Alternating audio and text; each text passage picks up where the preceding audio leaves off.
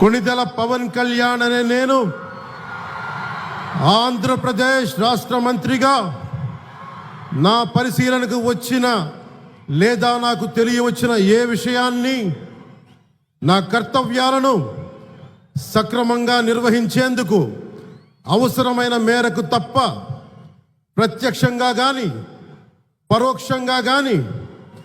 ఏ వ్యక్తికి లేదా వ్యక్తులకి తెలియపరచనని లేదా వెల్లడించనని దైవ సాక్షిగా ప్రమాణం చేస్తున్నాను.